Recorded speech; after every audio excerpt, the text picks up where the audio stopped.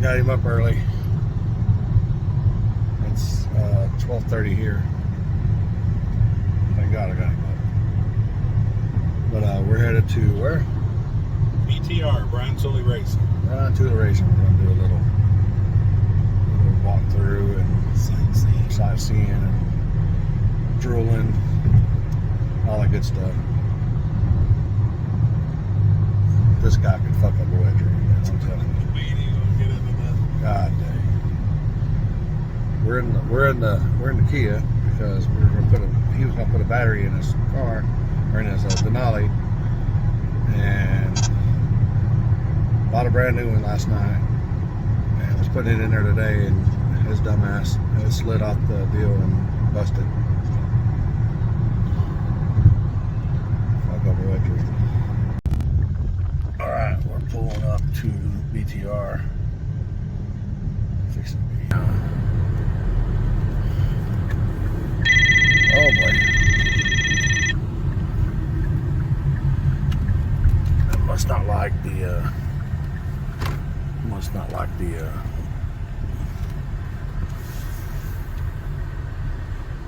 got a heck of a place. Yep.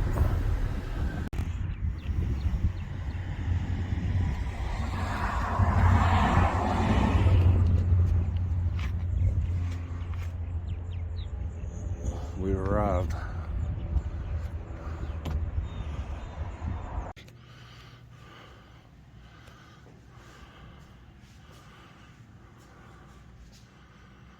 Are you eyeballing something? You can't even keep a battery in a car, and you gonna what you looking at over there? Yeah.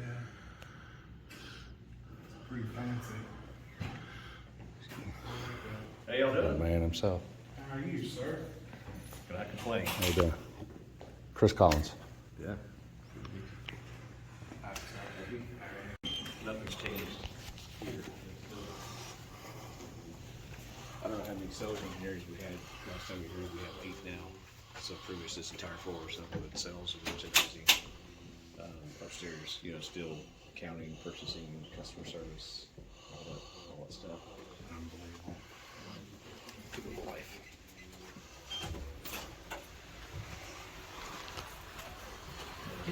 That little room used to be packaging room, so it's 10 foot by 20 foot room. The new packaging room was 3 times that size. We were happy to have that room 5.5 years ago because it was twice the size of the one across the street. Yeah. Yeah. So this machine shop, balance our service center will end up getting moved to the new machine shop. So just a few weeks ago, before we had letter of occupancy, you couldn't hardly walk in through here. This was nothing but skids. And whenever we walked in the new building, look, there's over 300 skids in the new building.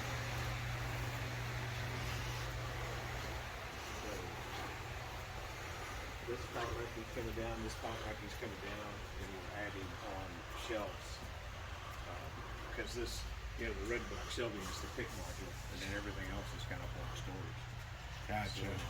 So, everything here is, finished goods, everything on pallets is, you take stuff off pallets and put it in small boxes, right? So we're about out of room. That's what I need right there. Couldn't make that happen.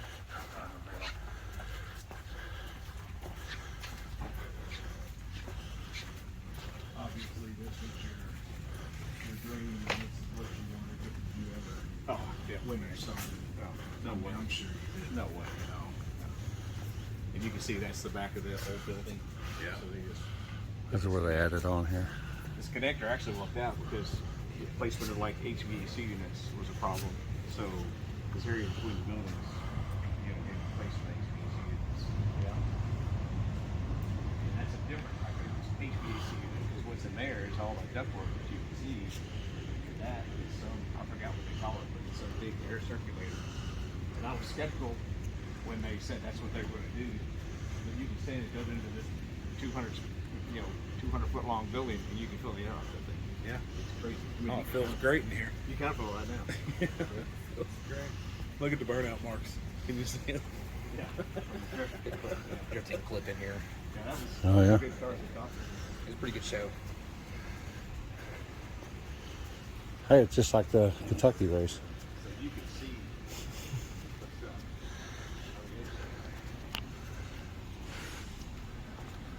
Now imagine, we just moved in here 3 or 4 weeks ago, right? All of this over there. All this It over was there. full. There's a storage units across the street. We bought a trailer that sat outside. It was full. We had stuff there. So, unreal, man. It's quite hard to believe. In the last, so you think about, we've been in business 10 and a half years. At the end of, well, at January 2021 to present, the last year and a half, we've doubled our inventory. So in the last year and a half, we've added as much inventory as we did the previous 9 years, which is kind of hard to believe, isn't it? Hard to believe. What's the name and the reputation? Yeah, and lots of great people doing great work. I like the motion sensor lights. Yeah, each one has its own motion. Yeah, well, it's worth it when you, Absolutely. in a room this big in a warehouse. They just put pallet racking in last week, and they just started putting finished goods on pallet racking this week. This is the laser etcher. Looks like it's awesome. Yeah, I think it's working. Because obviously you're not supposed to, oh yeah, it's not.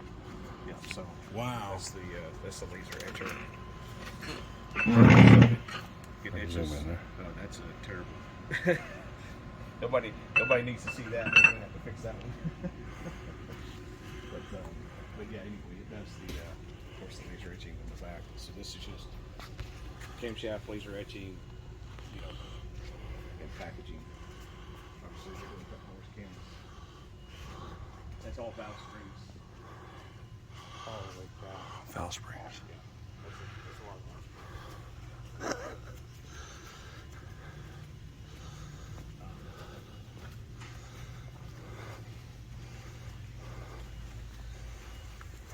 This is the new packaging room. So the old packaging room had 5 tables in it, and I think this one has like 15 or something. I don't know. But so a lot more space for packaging. So they package, pretty much everything in here. Spring kits, push rods, gaskets, training kits, all around. This is serious stuff. Compared to putting some stuff in a Ziploc. Oh yeah. This is serious. Good packaging is really important. And Sure. Oh yeah. That's your presentation. I mean, that's everything. From perspective of a guy who has been buying Castleman products. I mean, I started Total Zero in 1993. Yep. You cannot believe how many intake cylinder heads were either damaged on the way to my shop or damaged on the way to the customer. Sure. Right? And so our packaging, our intake manifold packaging is fully encapsulated in that black foam. Never had a bent intake manifold. Crankshafts, the 24 reluctant wheels, always getting bent. Everybody's crankshaft packaging is not that great for the most part, and ours is all that black pre-cut foam, fully encapsulates the crankshaft, so just, it's just a little extra money. Yep. But It's worth it. it's worth it because you have one customer who's been waiting on a crank, he gets it, opens the box, the electrical wheel's bent. Now he's not happy, he's got to send it back, you got to Sure. send him another one. So just a little bit of effort. Oh yeah. Thought. When I opened my intake, I was blown away with the packaging. I was like, holy cow, this is awesome. We truly have the best packaging in the industry. I agree. Well, the camshafts are on 5 sides, foam, like foam. Nobody else makes it. So this is a machine shop. That is a centrifugal polisher. That's what we're going to use to polish camshafts as they come off the cam grinder. The cam grinder doesn't arrive till November. It's actually the last piece to arrive.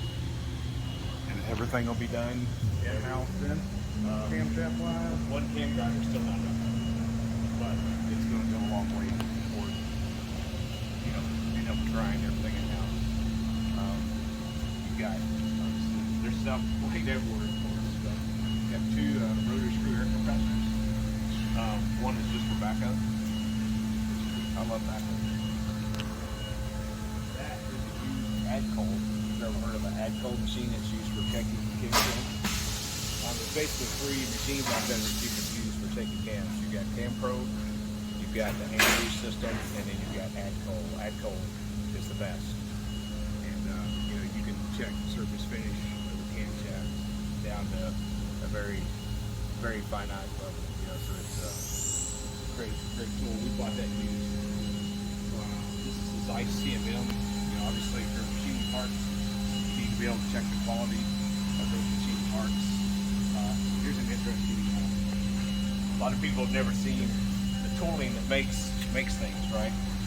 So we're making fixtures, aluminum tombstones for the Mazak, and then this is the tool that's going to make those tombstones. So if you imagine what's plastic now will be cast aluminum, you know, when the part is finished, you know, because sand will be built up in here, and then you pour the part, right, and then so you'll end up with a cast aluminum tombstone from that. So the ability to be able to design and make the patterns in-house, huge advantage. You know, there's a lot of companies that make cast aluminum parts and couldn't make tooling in-house. Right. And you all started, you personally started Horton Heads? Yeah, 1993. I mean, that was like your initial start, correct? A lot of flow bench and die grinders. And what I'd always said, it's what I'd always told everybody, it's what I told him too. I said, you know, he originally started Horton Heads and then... Yeah, it started in 93. It started in the Holly Park development in 94, 95. Continued Horton Heads at night. In 96, went back to self-employment. And I was buying machine shop equipment then, you know, CTI machine and surfacer and, you know, guide home and welder. Because if you're Horton Heads, you better have a welder, right? Mm-hmm. And so then in 2001, founded like a 5-axis CNC. And that's when that business really took off. And of course, in 2004, we sold the share of Summit Trick Flow. And so the background there is in 1996, when 1993, let me back up here. 1993, Summit bought Trick Flow, right? By 93, 94, they were taking out full-page ads for new twisted wedge Ford and Chevy heads, right? In 1996, I did the buy-in with Trick Flow, and then I decided that if I had the highest flowing Trick Flow twisted wedge Ford head in the country, that I'd probably get a lot of business. And so I spent, honestly, a week porting and praying, developing the ports and chambers on that head, literally all day, every day.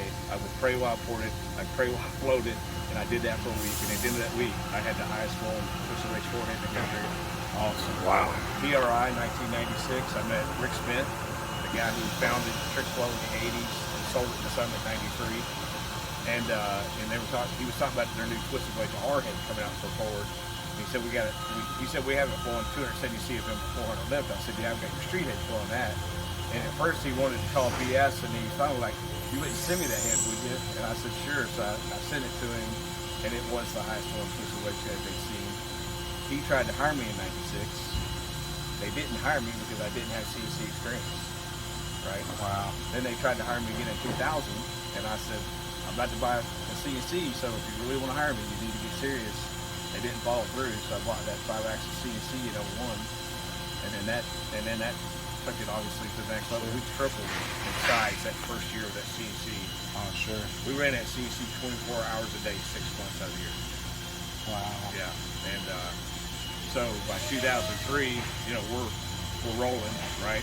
Had a brand new Dodge Dually and enclosed trailer and Corvette and running 9s and, you know, spending all that money, and Trick Flow wasn't doing that well. So the manager of Trick Flow in 2003, I talked to him at PRI. He asked how we were doing. I said, hey, we're doing really good. And I said, how are you guys doing? And he said, you know, not that great, because at that time they were the last solar head manufacturer in the United States who did not offer their own solar head season for the last one. Because Elbrock was working with Chapman, AFR was in-house, you know, Canfield was working with somebody, you know, so everybody's offering their stuff to support it except for Trick Flow. And so he said, we really need your expertise there. And I was like, the only way you're going to get that now is by the business. And so he asked for a price, and I gave him one, and they bought it. You know? Wow. So I was at Trick Flow Summit, Talmadge, Ohio, from 2004 to 2010, I oversaw all cylinder head development, all CNC porting. I personally digitized every port, every chamber, being part of that port chamber development. I ran 4 CNCs that ran those cylinder heads for Trick Flow and TDA. It was a lot of work. And you was a hand porter. Oh, I When you yeah. started, you're in there with a die grinder and 93 bit. From 93 to 2001, all I did was by hand. And no CNC experience, really. No, I bought a CNC Kind of self-taught. zero experience. Well, I found the right man, which is, not to get too Christian and godly on people, but I think this is a great story for people who don't believe, because I've been married to my wife now for 26 years. In 1999, 2000, I was headed to my little porting shack, just like I did every morning. Got up, got ready, and I was honestly a little bit better Christian then than I am now. I was definitely more in the Word, definitely going to church more often. And so, got my truck, headed up I-65 from one exit to the other in Bowling Green, and I had this overwhelming feeling that I had to go. And I turned my truck around and I went to the house. I started packing the bag, and I told my wife, I said, I feel like God just told me I got to go. And she said, "Are you leaving me? Is there another woman?" I said, "No, nothing like that." Right? 26 years, I've never held another woman's hand, And I said, "No, I just had this overwhelming feeling that I've got to go." And so I headed toward the interstate, and it was I-65, so it's just like, well, do I go? Okay, God, it's December. Do I go north or south? Well, north didn't sound good to me, so I headed south and got way down in Tennessee. And I know this is a crazy story. It was crazy to me. Still sounds kind of crazy this day. And I was like, okay, God, where am I going? And the only thing I could think of, because nothing came to me, and I was way down in Tennessee, and I was like, well, my buddy Brandon, who used to port heads for me, he lives in Florida. I live in Florida, So got there late, about 12-hour drive, and got up the next morning. He said, "What would you like to do?" I said, I'd like to see some of the local performance shops. And one of them was CNC Solar Heads in Florida. And so we went there, and there was one car in the parking lot, glass front building, tinted black, you couldn't hardly see in. So we're knocking on the door and trying to peer in through the window, and the door opened, and it was Bob Hutchins. And I introduced myself, told him what I did. He said, "Oh man, you got to see this." And because I had been looking for CNC porting. I've been looking at a CNC. They made a machine called a Rhino 40B or something. That's what Fox Lake had back then. And it was 5 axis, but it only did 3 axis simultaneously, which meant the A and B axis, it would position the head, but we're only porting 3 axis, right? So what you end up with is ports that are just, they got square edges and jagged. It take you a whole day to finish one out off the CNC. And so anyway, I had got turned down on that machine just the year before, because I asked him, so anyway, he brings me in, and he showed me the software. He said, so right now, to go from digitized data to finished toolpath in Mastercam takes about 40 hours. He said, I worked with 2 software engineers out of Canada who designs software for Boeing, and he said, we've got that process down to about 8 hours, right? Significant time savings. Yeah, and that's what it would take. It'd take 8 hours. And so, and that's actually the conversation I had with the Trick Flow manager at PRI in 2003, because he asked me, he said, how long does it take you guys to go from digitized data to, or, start to finish? I said, if I start digitizing at 8 o'clock in the morning, I'm ready to cut ahead at 5 o'clock now. And I asked him, I said, how long does it take you guys? He said, about a month. That's probably exaggeration, but they clearly were not porting heads, so they had me come up there and run a program on one of their pedals. I had a pedal, so I was familiar with that. And I had a pedal because Rick Smith told me in the 90s, if you ever buy a CNC machine, buy a pedal. Wow. So, so Rick Smith left there in 2000, 99, 2000, he left Trick Flow Summit. We always kept in touch. Just a great Christian friend. And in 2017, he found himself unemployed, reached out to me, and I was like, hey, let's design an intake manifold together, which was the Equalizer 1. And in 2018, I had the opportunity to bring him in-house. So, what a God that he has been, because every casting room product you see, all the tooling, all the stuff, he's designed all of that, end to end. So he designs the part, he designs the tool to make the Tool part. to make the part. He works with the foundries to place the tooling. He, I mean, end to end. He's like a one-man product development department. All by himself. Wow. Yeah. Like I said, to go from a die grinder, with a bit on it, to this, it blows my mind. Yeah, It for sure. blows my mind. It's amazing. The new Bayback is a pallet form system. Right now it has 12 positions. We have another layer coming at the end of July, so it's going to be 18. You can see we're just now getting ISIS set up, and you can see that mechanism in the middle. What it does is it will pull a pallet from out here, place it in the CNC, and then so you can run lights out 24/7 with this speed. Like one of these pallets, we're going to be able to put 6 valve covers on one pallet. Wow. Yeah. So when you can put multiple parts on a pallet, And it's 2 rows. this is the load and load station where you load and unload the parts to be machined. And then this is where the actual work happens, right? And so it can be working while you're loading and unloading parts.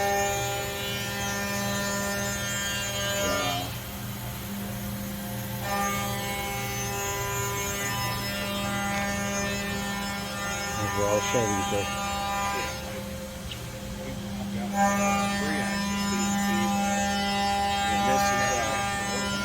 This is the Tooley CNC that we use for making patterns. So the pattern is what makes the sand cores, and the sand cores is what makes the part.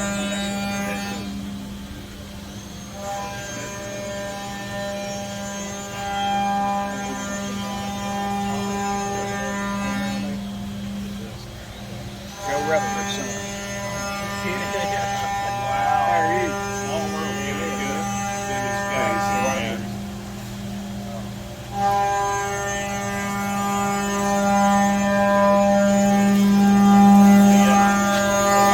Obviously, that over here, the Haas is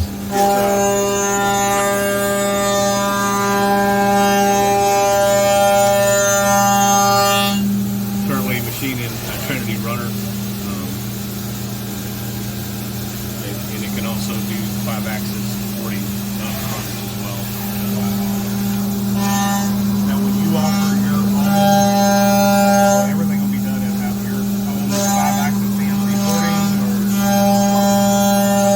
That's the kind. It's not a high priority. right? Sure.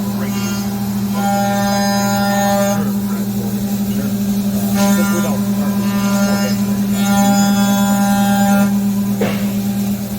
You got your own head? Oh boy. I'm gonna say it too loud. I don't know, but it's I kind can of. edit that out. I can edit that out. I mean, think about it. You know, Rick Smith. You're talking about the guy that started Trick Club. He worked at Mast. He fixed most all the Mast tooling to make their parts. He worked with AFR. He made all the big block Chevy tooling. The Sonny Leonard engine. He made the tooling, designed the block and the heads, and made the tooling to make the Sonny's engine. You know, so when you look at the industry and the work that he's done, you know, as soon as I hired him in 2018, everybody was just like, "When are you guys making a cylinder head?" You know, because everyone expected us to make a cylinder head. Pretty loud. Working. Oh, it's hogging some metal out. Everyone expected us to make a cylinder head right off the bat. And I told Rick, I said, no, let's make simple stuff. Intake manifolds, valve covers, and we'll tiptoe our way into making cylinder heads. And it couldn't come at a better time because cylinder heads will be machined on the Mazak. And so we'll go from raw casting to finished good on the cylinder heads in-house. So excited about that. And obviously, him and I have more experience with cylinder heads than anything else in the world. Sure. Because people come to me, they're like, "Oh, you're really good at e-commerce." I'm like, No, I'm just okay at e-commerce. I'm really good at cylinder heads, you know, because I had so many years of experience. And it's funny because I have a porting bench and a flow bench in my garage at home, I was going to ask you if you still. and I continue to work on stuff to this day. Do you continue to learn? You could ever stop learning. You know, That's a obviously fact. not That's a learning fact at the right pace there. I used to learn that because I knew very little of it.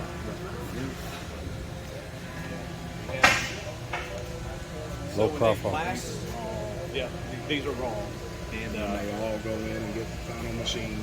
yeah, and they're not as raw as they are when they come out of the mold. When they come out of the mold, they're black and brown and crusty, and so they put them in a blaster, a shot blaster, and they shot blast them, and that's what gives it that final finish. Well, if the shot blast gets dirty, it can affect the color, and you can see there's actually color variants with these here. And so the best thing we can do with these is just powder coat them black, and you don't have to worry about the color variants. All of these crates done anything manifold, primarily changing plugs and runners.